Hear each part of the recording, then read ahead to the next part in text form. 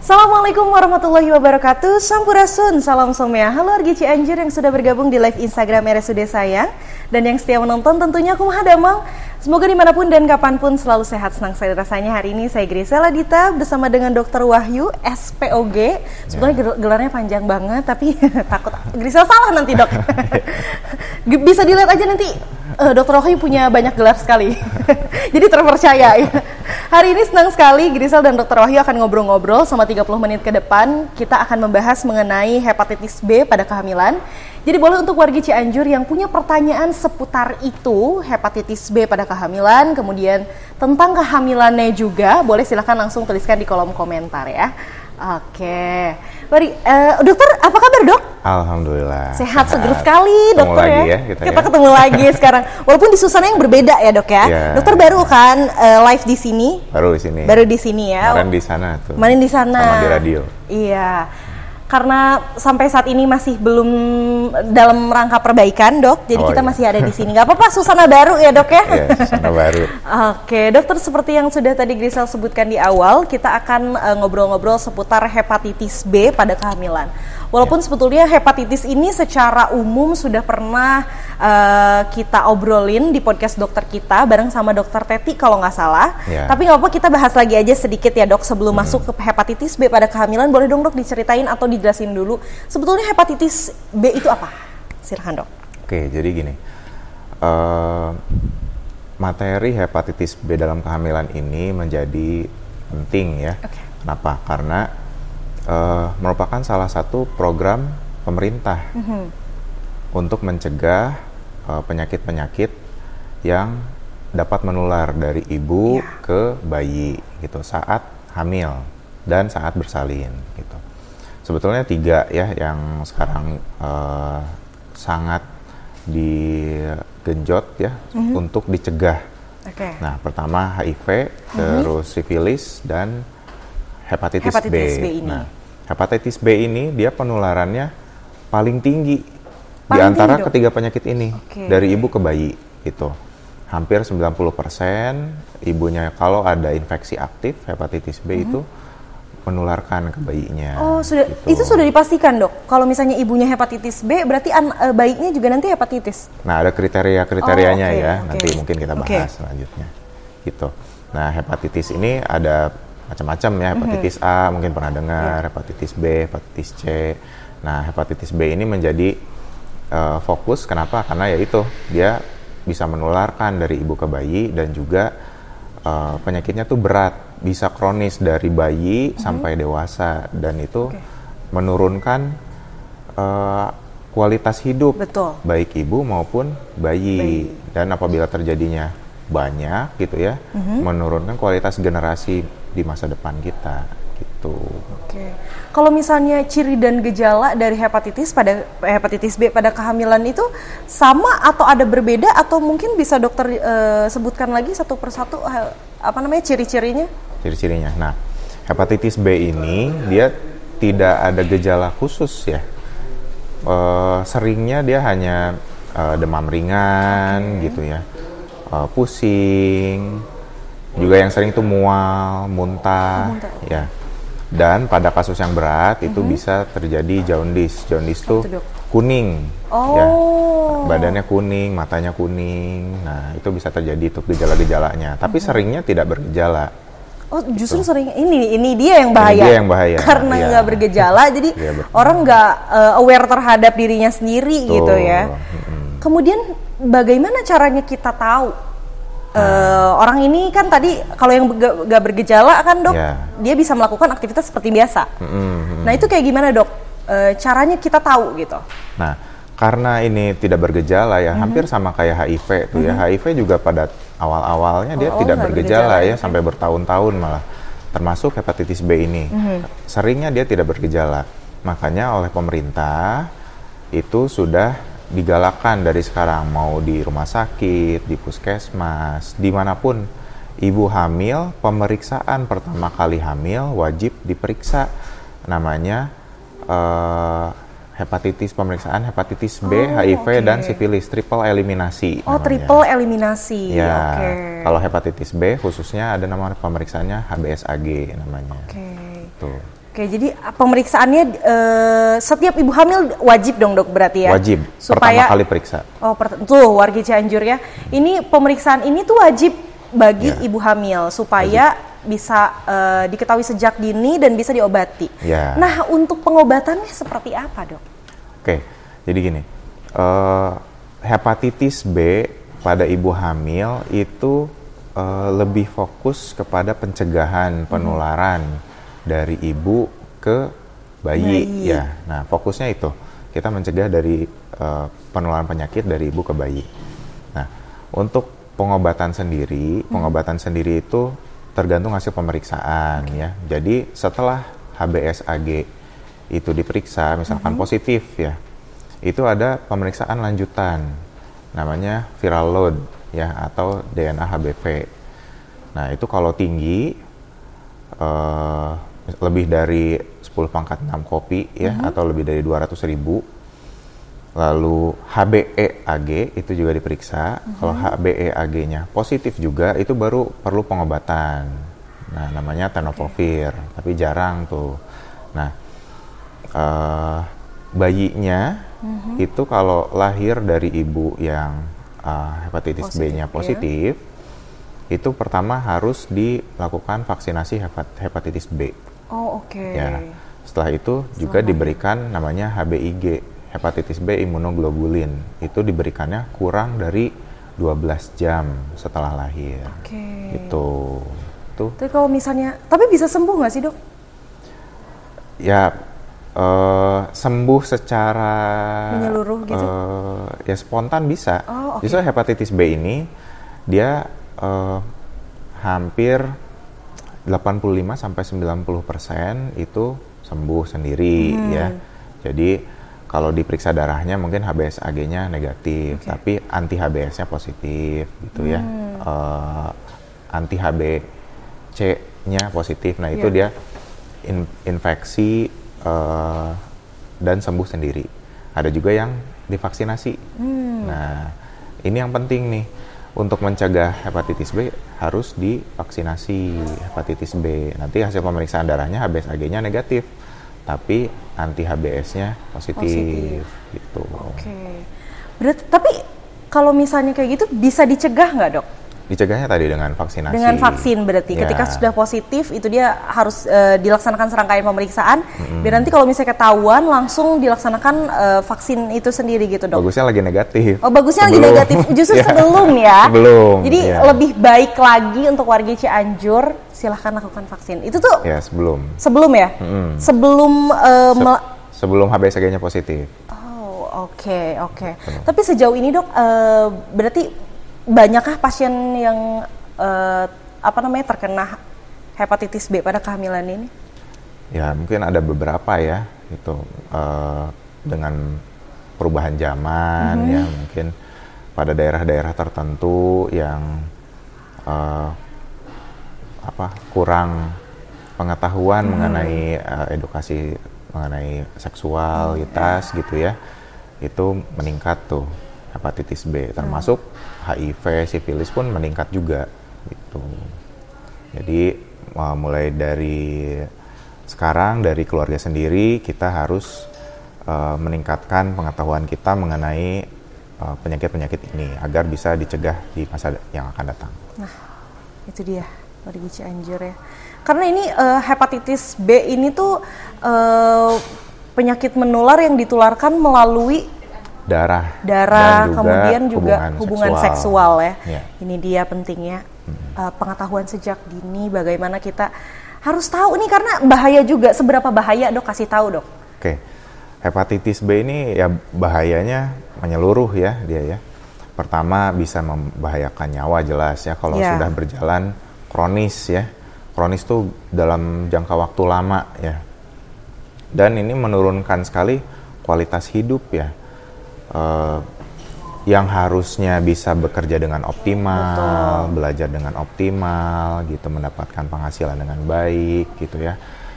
Malah waktunya dihabiskan untuk berobat, berkali-kali datang ke dokter, minum obat, menghabiskan biaya, seperti itu.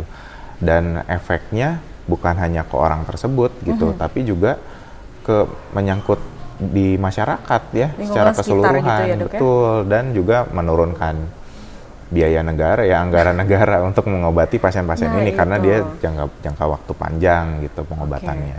Tuh.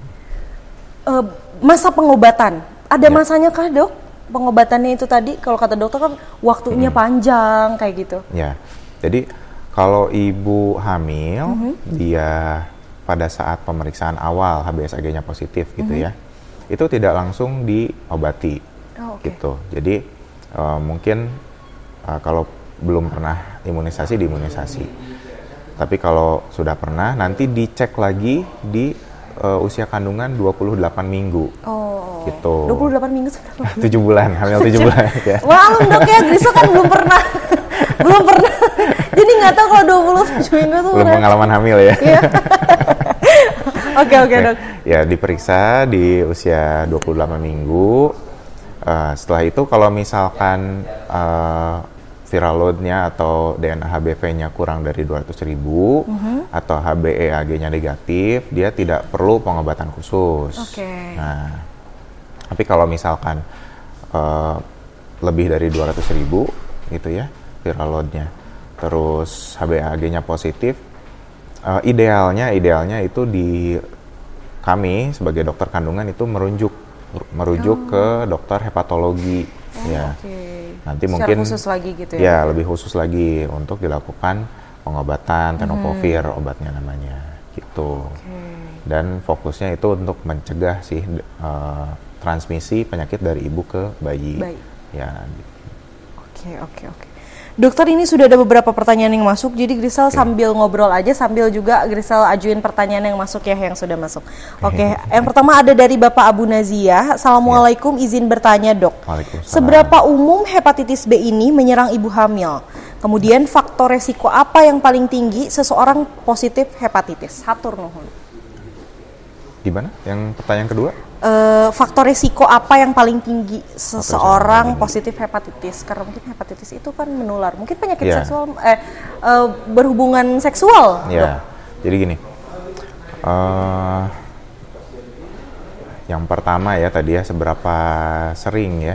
Umumnya. Nah, ini beda-beda ya, tergantung daerahnya gitu. Secara umum mungkin bisa dibilang 10-15% ya. Juga ada yang kurang dari 1% gitu. Nah, pada daerah-daerah yang sudah maju, edukasinya sudah baik, itu ya kurang dari 1% ya, gitu ya.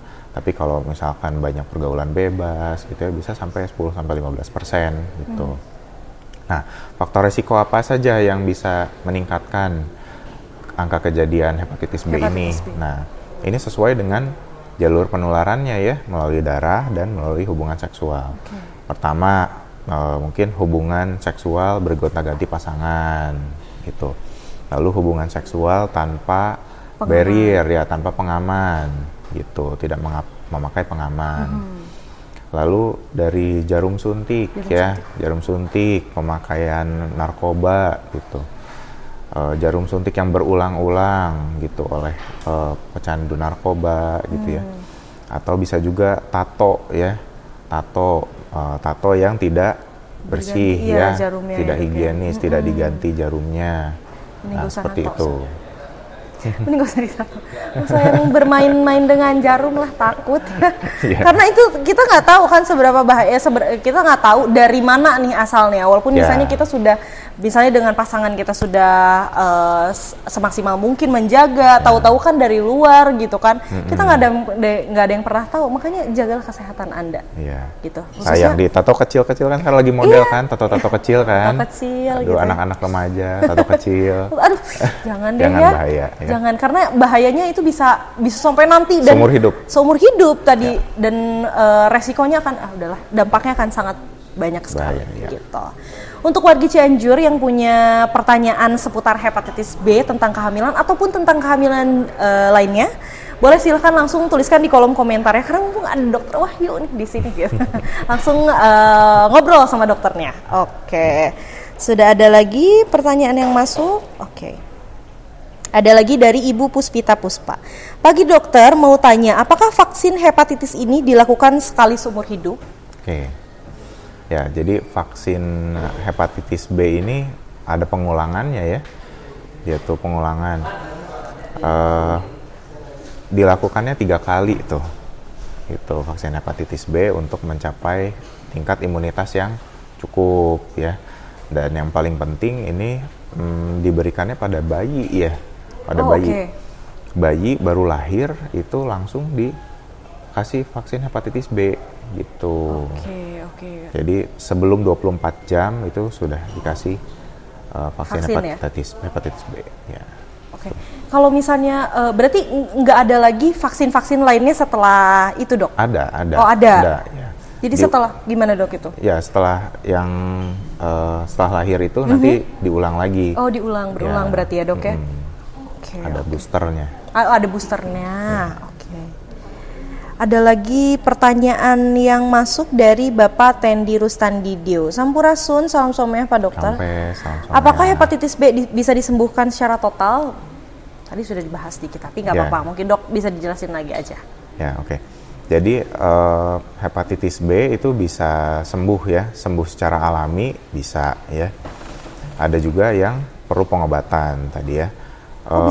Maaf Dok, bisa sembuh secara alami? Bisa sembuh secara alami. Jadi dari seluruh hepatitis B itu 85 sampai 90% itu sembuh secara alami dia. Dengan cara daya tahan tubuh yang kuat. Oh, oke. Balik lagi ke daya tahan tubuh yang kuat. Ya, itu respon tubuh yang bagus, daya tahan tubuh yang kuat itu bisa sembuh spontan ya. Tapi ya itu 10 sampai 15% itu menjadi infeksi kronis. Nah, itu yang perlu diobati. Nah, pengobatannya ada beberapa regimen ya, gitu. Ada yang dengan tadi, kalau ibu hamil khususnya dia dengan tenofovir tadi ya. Ada yang tidak hamil dengan lamivudin gitu ya. Ada juga interferon gitu dan lain-lain. Dan beberapa bisa sembuh total gitu. Tapi perlu pengawasan. Jadi dicek titer rutin gitu rutin. 3 bulan sekali biasanya dicek si kadar titernya. Oke. Jadi kalau misalnya nih kita periksa, kemudian positif hepatitis B gitu ya, Dok, sudah ibu hamil. Itu kan tadi kata dokter 80% ya? 80% bisa sembuh secara spontan. Tapi yang sekitar 20, 15, 10%-nya itu dia harus dilaksanakan serangkaian pengobatan gitu. Apakah itu punya ciri dan gejala yang sama gitu, Dok? Nah gini, kalau dicek positif itu kan biasanya yang dicek itu HBsAg ya, itu HBsAg. Jadi masyarakat yang terkena hepatitis B itu dia tidak semua HBsAg-nya positif ya. Jadi pada saat awal terkena mungkin HBsAg-nya bisa positif gitu. Nah tapi apabila dicek ulang, nah itu makanya perlu cek ulang lagi ya. Misalkan pada saat trimester pertama HBsAg-nya positif gitu ya. Nah, itu dia bisa infeksinya berjalan terus atau sembuh. Makanya dicek lagi di 28 minggu. Kalau HBsAg-nya negatif, dicek anti-HBs. Kalau anti-HBs-nya positif gitu dan anti-HBC-nya positif, berarti dia sembuh spontan gitu. Jadi itu dia kenapa ibu hamil harus dilaksanakan serangkaian pemeriksaan rutin terus-menerus ya. Karena bukan hanya untuk ibunya saja, karena punya bayi di dalam perutnya, itu dia yang harus difikirkan ya. Jadi jangan males ibu-ibu. Mumpung sama dokter Wahyu. Iya, kalau bayinya sakitan kan ibunya juga repot. Iya, nanti. pasti dong ya, kasihan juga gitu. Oke. Ada lagi dari Bapak Randi Rizky Rifazar. Assalamualaikum Dok, izin bertanya. Ciri-ciri atau tanda-tanda yang sudah terkena hepatitis B, mungkin yang sudah sembuh kali ya Dok ya, apakah meninggalkan ciri dan gejalanya ketika sudah sembuh gitu, sudah negatif? Ya yang sudah negatif sih nggak terlalu. Nggak ada ya Dok? Dampak gejalanya gitu nggak ada yang terlalu jelas ya. Termasuk saat infeksi pun dia tidak terlalu jelas, dia hanya mual muntah gitu, pusing, lemah badan gitu. Pada yang berat tadi kuning seluruh badan itu sudah berat ya gitu. Tapi seringnya hanya itu aja, mual muntah, pusing, lemah badan, demamnya nggak terlalu tinggi, hanya itu saja gitu. Nah paling jelas tuh kita bisa lihat dari hasil lab ya, gitu. Pada saat pemeriksaan rutin itu hasil labnya biasanya ada namanya SGOT, SGPT itu meningkat tuh. Itu aja sih. Oh, gitu. Berarti balik lagi ke apa ya? Ke awareness diri sendiri yang harus tetap menjaga kesehatan, rutin memeriksakan kesehatan supaya nanti kita bisa melindungi bukan hanya diri kita, tapi baik kita juga lingkungan sekitar. Betul. Kita. Oke, ada lagi dok dari ini ibu ya kayaknya Firdas Wandari 5100. Assalamualaikum dok, kalau ibu dengan HBsAg positif bisa menyusui bayinya atau enggak? Hatur nuhun. Oke. Dari WHO itu, ya ini pertanyaan bagus ya. Iya, betul. Banyak yang nanya nih, dok saya HBsAg positif, boleh menyusuin nggak gitu. Jadi ibu menyusui yang HBsAg-nya positif itu boleh menyusui bayinya. Oke, ya. boleh. Karena belum ada catatan penularan melalui ASI. Ya. Tapi dengan kita garis bawahi ya, tidak ada luka pada area puting payudara. Oh, oke. Gitu. Jadi kalau misalkan ada payudaranya kan ada ya kadang-kadang retak gitu ya, atau berdarah, misalkan bayinya gigit atau memang berdarah karena retakannya itu. Nah itu dihindari itu untuk menyusui karena bisa nular dari darah ibu. Karena dari darah itu tadi ya dok ya, dari darah itu. Dari serosa ibu bisa menularkan. Oke, jadi kesimpulannya adalah boleh, tapi dengan catatan tidak ada luka di area payudara. Ya. Gitu. Oke, ada lagi dok pertanyaannya dari Ibu Puput _Mutmainah. Assalamualaikum, mau tanya dok, kalau ibu hamil terkena sifilis bisa sembuh total setelah pengobatan, terus nanti ke janinnya gimana buat ke depannya? Ibu hamil terkena sifilis, bisa sembuh total setelah pengobatan, terus nanti ke janinnya gimana, berpengaruh atau enggak? Ya, oke. Ini sebenarnya di luar materi ya, karena pertanyaan mengenai sifilis. Jadi ya sifilis itu ada pengobatannya ya, pengobatannya yang paling diutamakan namanya itu benzatin penisilin ya, 2,4 juta unit ya diberikan pada ibu hamil. Kalau tidak bisa, kalau tidak tersedia itu ada alternatifnya. Yang pertama erythromycin ya, 4 kali 500 mg selama 14 hari ya, sama 2 minggu. Terus juga bisa menggunakan azithromycin ya, 2 gram gitu, single dose. Bisa juga menggunakan ceftriaxone tuh. Nah, apabila sudah sembuh sifilisnya itu pertama dia harus yakin ya dinyatakan sembuh dengan pemeriksaan lab ya, lab teratur. Termasuk bayinya pun setelah lahir itu dicek juga. Jadi masih ada nggak infeksinya di bayi tersebut gitu. Kalau tidak ada infeksi ya sudah, tidak perlu pengobatan apa-apa, bisa berjalan seperti biasa gitu. Seperti itu. Terjawab ya Ibu ya. Kalau misalnya nggak terjawab nanti silahkan tanyakan lagi aja ke dokter. Intinya cek lab. Intinya cek lab kata dokter ya. Oke. Ada lagi dok dari Ibu Irga Deviloka _Ega. Assalamualaikum dokter, izin bertanya. Bagaimana jika setelah bayi lahir, bayi tersebut terlewat tidak diberikan vaksin hepatitis B? Oke. Ya jadi setelah lahir terlewat tidak diberikan hepatitis B. Ya jadi kadang-kadang ada yang seperti itu ya, terlewat atau misalkan bayinya pada saat lahir kondisinya kurang baik gitu ya, tidak memungkinkan, berat badan bayinya rendah gitu ya, atau ada penyakit-penyakit lain gitu. Nah ini ada imunisasi catch up ya, gitu. Jadi ada waktu untuk menyusul lah untuk hepatitis B-nya gitu. Rentang waktunya nanti lihat di kartu imunisasi itu sama dokter anak. Tapi untuk yang hepatitis B yang HB0 memang sebaiknya kurang dari 24 jam. Tapi bisa sampai seminggu setelahnya gitu. Untuk catch up-nya nanti sama dokter anak. Berarti lebih jauhnya lagi konsultasinya silahkan ke dokter anak. Ya. Gitu. Oke, ada lagi satu pertanyaan pertanyaan terakhir ya, wargi Cianjur. Ada dari Ibu Debi Purnama. Mau tanya dok, setelah vaksin hepatitis, apakah masih bisa terkena ataukah sudah kebal vaksinnya terhadap tubuh kita?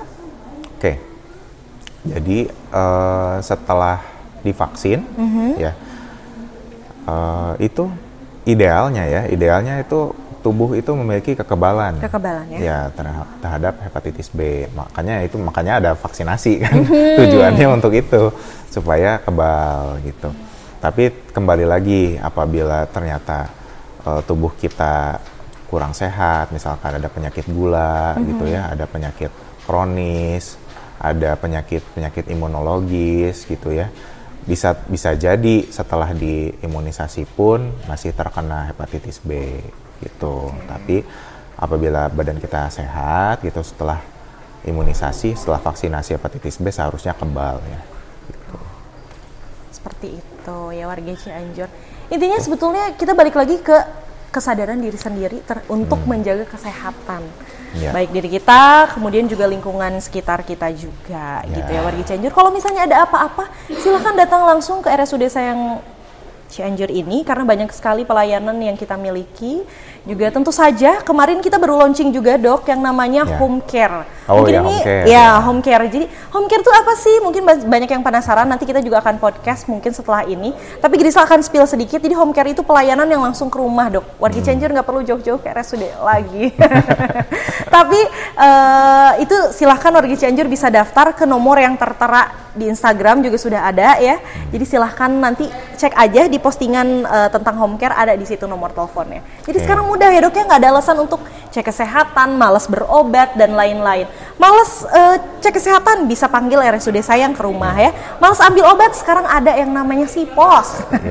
Jadi nggak usah bingung-bingung warga Cianjur ya, nggak ada alasan pokoknya untuk menjaga kesehatan. Kita sehatkan Cianjur ya. Kita sehatkan Cianjur harus banget. Oke, terima kasih dokter sudah berkenan hadir dan ngobrol-ngobrol kali ini sama Grisel. Terima kasih juga untuk warga Cianjur yang setia menonton dan yang sudah memberikan pertanyaan. Jangan lupa follow Instagram, Facebook, TikTok RSUD Sayang Kabupaten Cianjur. Dan jangan lupa like, comment, subscribe YouTube channel RSUD dan share sebanyak-banyaknya video ini karena akan sangat bermanfaat. Sekali lagi, jaga kesehatan warga Cianjur dimanapun dan kapanpun.